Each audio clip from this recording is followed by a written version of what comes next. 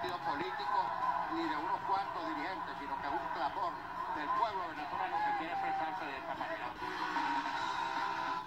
Venezolanos llenaron las calles para protestar. Esto en medio de una profunda crisis económica para buscar una solución política. ¿Qué está pasando? Lo vemos. Para entender lo que pasa en Venezuela y por qué esas imágenes de miles y miles de personas que llenaron las calles de Caracas, tenemos que poner esto en contexto. La crisis venezolana no solo pega a los venezolanos, ya pasa la frontera. Venezuela tiene una crisis económica. La inflación para el 2016, según el Fondo Monetario Internacional, la pone en 720%. Y estima que para el 2017, 2.200%. Repito, 2.200%. Una contracción económica del 8% en el 2016. Eso es negativo 8%. La actividad económica ha caído sustancialmente. Los sueldos no dan para comprar lo básico por lo alto de la inflación. Falta de luz, falta de medicamentos, falta de pan. Los venezolanos tienen que pasarse horas, literalmente horas, para tomar lo que hay. No, si es que hay. Eso es en la calle, lo que viven los venezolanos, que se traduce en crisis humanitaria. A nivel macroeconómico, hay una gran presión de que Venezuela no pueda pagar a los acreedores internacionales. Hasta ahora ha pagado, sí, pero sobre las finanzas públicas hay una nube de duda de si podrá cumplir o no en el futuro inmediato. No solo es una crisis económica y humanitaria dentro de Venezuela, ya esto pasó las fronteras nacionales. Pregúntale a los colombianos. Cientos de miles de venezolanos cruzaron las fronteras, apenas se abrieron para comprar cosas básicas que no encuentran en su país por el problema del desabastecimiento. Según el Financial Times, el gobierno colombiano estima que un grupo de ellos nunca regresó. Estamos hablando de miles. En Estados Unidos, Venezuela es la nación con más pedidos de asilo, pasando de 3.810 a 10.221. El mismo principio de éxodo venezolano. Pregúntale al panameño, al ecuatoriano, al chileno, al argentino, hasta el español. Según Tomás Páez, profesor de la Universidad Central de Venezuela, citado en el Miami Herald, entre el 4 y el 6% de la población venezolana está fuera. El problema venezolano no solo está en la discusión financiera en relación a los mercados emergentes, específicamente a los bonos soberanos y de la petrolera PDVSA, también entra en la discusión del mercado petrolero. Recientemente, el Centro de Política Energética Global de la Universidad de Columbia dijo que Venezuela representa un riesgo a la oferta del petróleo en el mercado mundial debido a la caída en la producción petrolera. Recordemos que Venezuela es importante suplidor de petróleo a Estados Unidos y a China, dos potencias. Todos reconocen que la semilla del levantamiento social está sembrada. La situación económica no discrimina entre oficialistas y opositores. La pregunta del millón es, ¿a quién culpar? ¿A quién la culpa? Si le preguntan al presidente Maduro y a los defensores de su tesis, es culpa de la caída del precio del petróleo y lo que ellos llaman guerra económica, que son los empresarios e intereses extranjeros que están controlando la producción y distribución de alimentos, dejando plantas sin operar para generar desabastecimiento. Esto genera entonces descontento social y así poder sacar a Maduro del poder. Para la oposición y un sector cada vez más creciente de venezolanos, el problema es la administración de Maduro y sus políticas económicas que han sido un rotundo fracaso, donde han dominado la cosa económica por muchos años con expropiaciones, nacionalizaciones, corrupción, despilfarro del dinero de la renta petrolera. El país necesita un giro político y económico, dicen ellos. Así llegamos a estas marchas, donde la oposición, e incluso voces dentro y fuera del país, pide que se resuelva esta encrucijada de forma pacífica, de forma democrática, como lo permite la Constitución que los mismos socialistas aprobaron. ¿Cómo? A través de un referéndum revocatorio donde los venezolanos voten si quieren que siga Nicolás Maduro en el poder. Los opositores a Nicolás quieren que se haga antes, y esto es clave, quieren que se haga antes de enero 10 del 2017. ¿Para qué? Para así llamar a elecciones generales, como lo permite la Constitución, y tener más opciones de ganar democráticamente. Se apoya en el descontento que hay. Luis Vicente León, por ejemplo, presidente de Data Analysis, dijo a Financial Times que 8 de cada 10 venezolanos están dispuestos a votar a favor de la salida de Maduro del poder. Ahora, los seguidores de Maduro quieren que sea después de esa fecha, 10 de enero del 2017. ¿Por qué? Porque en caso de que perdiera el presidente Maduro el referéndum, entonces por Constitución sube el vicepresidente y así entonces los socialistas se quedan en el poder hasta el 2018. aquí llegamos, a esta fecha, septiembre 1. Para esto nos vamos a conectar con el diputado José. Diputado, es un gusto tenerte en el programa. Ok, lo primero que uno se pregunta es ¿qué quieren lograr buenas noches? ¿Qué quieren lograr ustedes con esta marcha? O sea, ¿ustedes quieren crear una presión interna política para que se tome una decisión y se haga el referéndum antes del 10 de enero del 2017? ¿Ustedes quieren mandar un mensaje internacional porque no están encontrando vías políticas democráticas dentro del país? O sea, para tratar de entender a nosotros, los que estamos fuera del país, ¿cuál es la razón de esta marcha?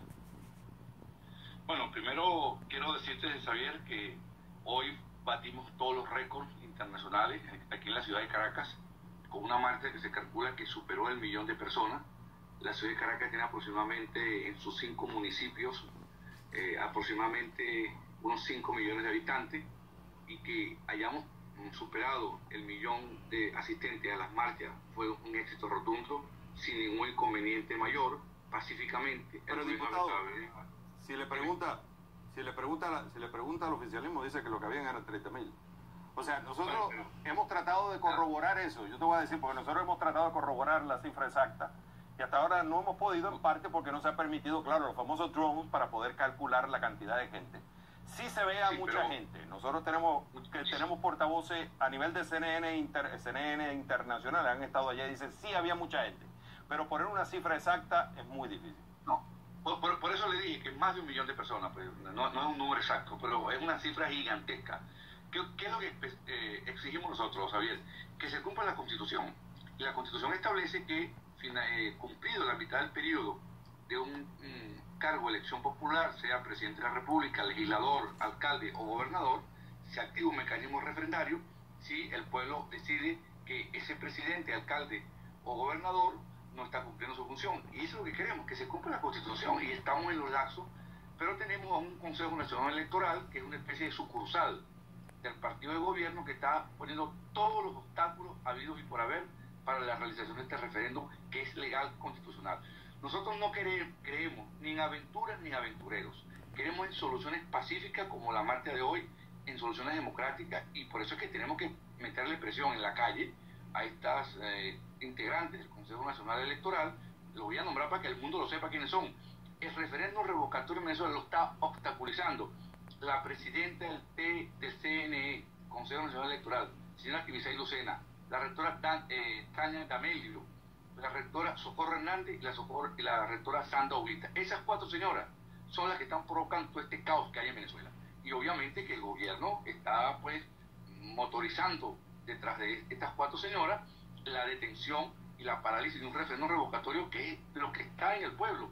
Si el referéndum se hiciera este domingo, Xavier, el 80% de los venezolanos revocaría el presidente Maduro. Entonces hay que respetar la voluntad de este pueblo que ya decidió cambiar de un modelo económico fracasado y que está llevando a la ruina a Venezuela.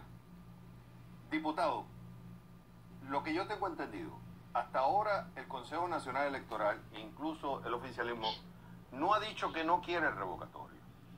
Incluso tengo en mis notas que ya se dio un cronograma y que aplicando todo el proceso del 20%, después yendo al referéndum, estaría dándose hasta finales de enero.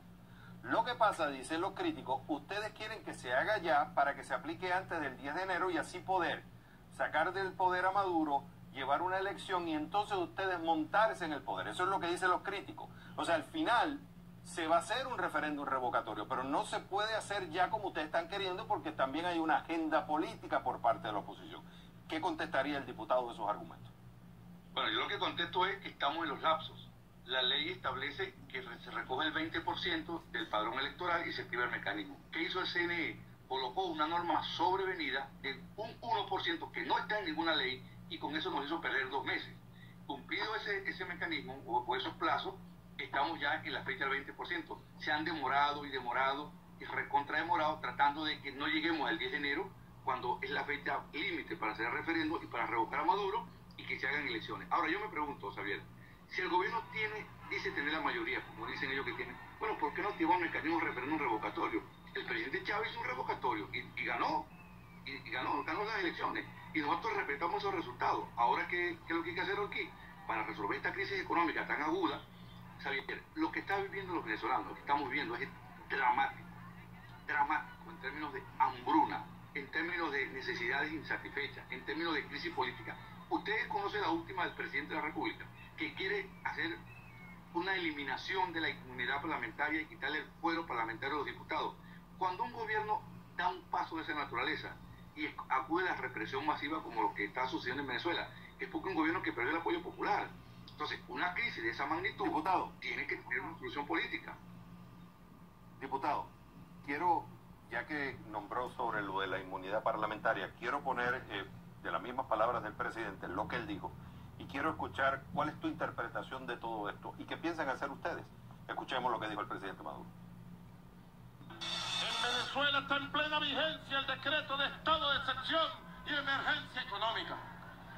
Y en base a ese decreto, estoy listo para firmar un decreto levantando la inmunidad en todos los cargos para hacer justicia, justicia, justicia. ¿Qué lectura, diputado, le da a esta reacción del presidente Maduro? Bueno, es un presidente fuera de sí, iracundo. O sea, eliminar la inmunidad parlamentaria, Xavier, equivale a derogar la Constitución de la República Bolivariana de Venezuela. El presidente Chávez jamás se le hubiese ocurrido hacer algo de eso. Porque yo nunca fui partidario del presidente Chávez, pero tengo que reconocer que el presidente Chávez cuidaba la forma. Maduro es un hombre, bueno, usted lo vio en ese, y el mundo lo está viendo en ese espectáculo de declaración que acaba de dar ahorita. Eliminar el fuero parlamentario es equivalente a establecer un golpe de Estado en Venezuela, violando la Constitución, y yo creo que los venezolanos no van a permitir eso, y de hecho no lo están permitiendo con esta manifestación masiva que hubo en la ciudad de Caracas y en todo el resto de Venezuela. Y te digo, vienen más acciones. Ya la semana que viene se empieza a movilizar los sectores sociales del país, las barriadas populares de Caracas, de todo Venezuela, la movilización de los estudiantes que comienzan las clases para exigir una solución. ¿Qué queremos nosotros, Javier? Una solución pacífica, constitucional, a esta grave crisis. Mira, hoy pasó un evento importante en Venezuela, que fue el hecho de que la Fuerza Armada Nacional se apegó a la Constitución. Hoy no hubo represión por parte de la Fuerza Armada Nacional, salvo incidentes menores. Se respetó el derecho a la movilización. ¿Qué hizo el gobierno? Empezó a meter miedo, que se estaba formando un golpe de Estado. Javier, una fuerza como la Unidad Democrática en Venezuela, que ganaría cualquier elección en Venezuela, desde gobernador, alcalde, diputado y presidente de la República, no jamás va a promover un golpe de Estado porque no creemos en eso. Y además, porque eso poner la solución política del país en manos de una fuerza que no está para ello, que sería la Fuerza Armada, en cuyo caso, en nuestra posición, la Fuerza Armada está para cumplir la Constitución de la República Bolivariana de Venezuela, y la solución política va a venir por los votos, no por ningún otro atajo o mecanismo no constitucional, porque no son soluciones estables. Una situación de fuerza, Xavier, no va a llevar a la estabilidad de Venezuela. Nosotros queremos la estabilidad del país, y la estabilidad pasa por contarnos voto a voto a ver quién tiene la mayoría y elegir un nuevo presidente en el año 2017, que es la solución al problema, porque este modelo se agotó. Tiene 17 años y ha asumido ese modelo al país más rico, el que fue el país más rico de América Latina, el que tiene las mayores reservas de petróleo, que está prácticamente flotando sobre un mar de petróleo. Es un país arruinado, que sus ciudadanos están emigrando y pasando hambre. Diputado, fue un gusto haberlo tenido en el programa. Hablaba José Guerra, diputado de la Mesa de Unidad Democrática. Fue un gusto haberte tenido en el programa. Muchas gracias a ustedes.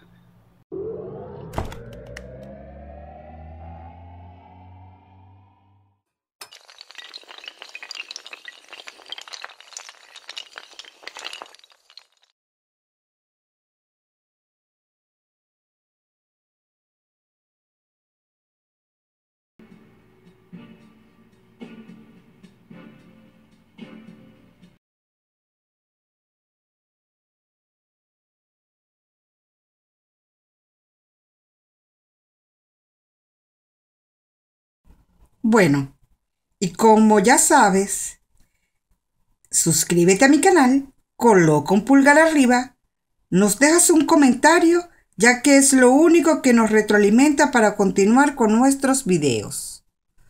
Bye bye, cuídense.